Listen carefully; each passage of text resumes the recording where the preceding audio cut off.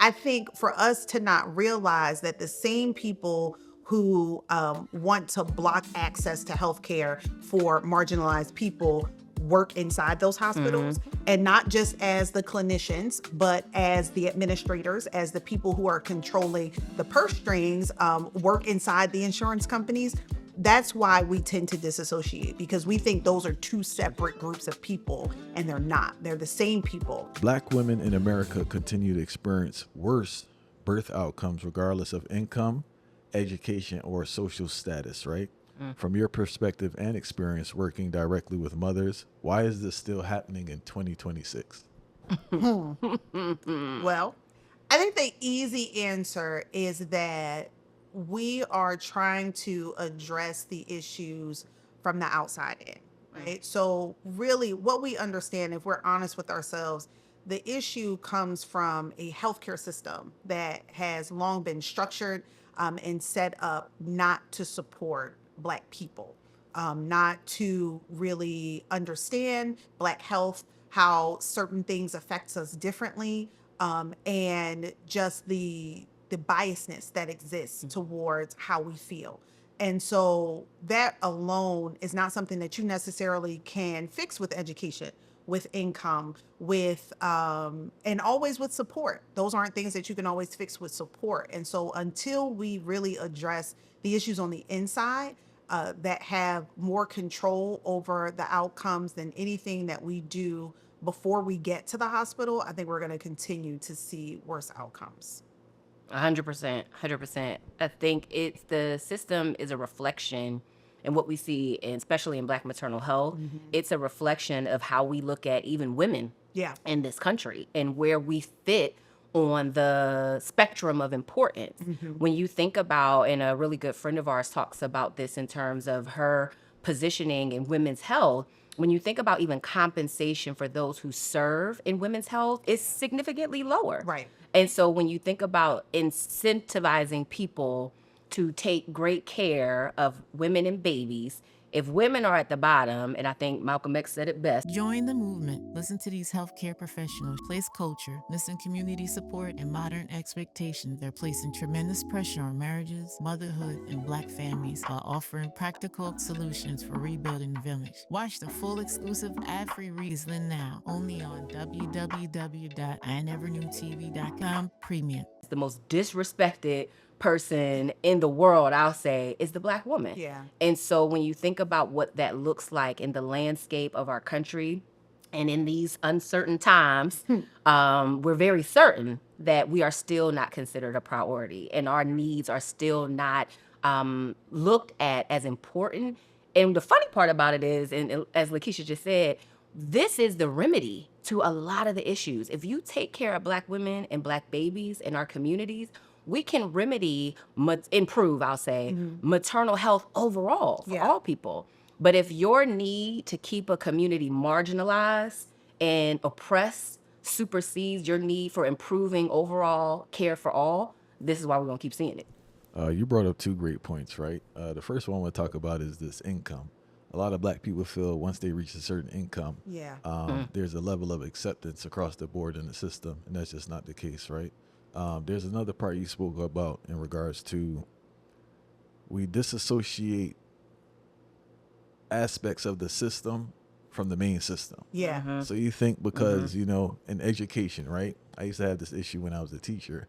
For some reason, they believed that the culture outside of the school wouldn't influence the culture inside of the school and how teachers perceive the children. Yep. Yeah. How much is that delusion an issue in the healthcare system? Well, I think, you know, it's this saying that says when America has a cold, the Black community has the flu. And I think that is where that disassociation comes from, where we think that everybody is affected equally. But if we look at society as a whole, and we look at the disenfranchisement of Black people, we look at systemic racism, if it exists outside the walls of the hospital, where do those people work? Right? Where do the people who are making these policies, who are supporting the lawmakers, who are making these racist policies, where do they work? Where do they go to school? Yep. So I think for us to not realize that the same people who want to block access to healthcare for marginalized people work inside those hospitals, and not just as the clinicians, but as the administrators, as the people who are controlling the purse strings, work inside the insurance companies. That's why we tend to disassociate, because we think those are two separate groups of people, and they're not. They're the same people. And when you think about it, top down, right? So lawmakers make laws based on who's paying them. And these large Say that insurance again, because companies, there's a lot of delusion out there. Say yeah, that one again. lawmakers make laws based on the people who are paying them. And we as Americans tend to think, in a very misguided way, that as taxpayers, we are the ones that are paying them. And we're not. It's the lobbyists, it's the large corporations, the billionaires.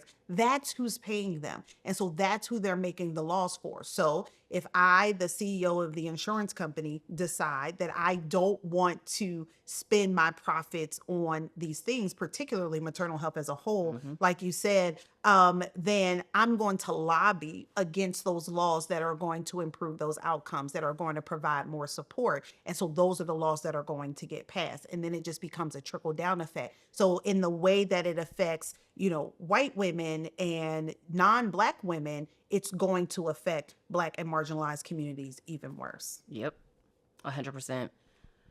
I think too, one of the things as you were talking that I thought about is the other side of the work that I do is I actually get a chance to work with educators in a facilitator capacity and helping them to bridge the gap between traditional learning and incorporating things like social emotional learning, restorative justice practices, and also helping them to make sure that they have a lens to understand race.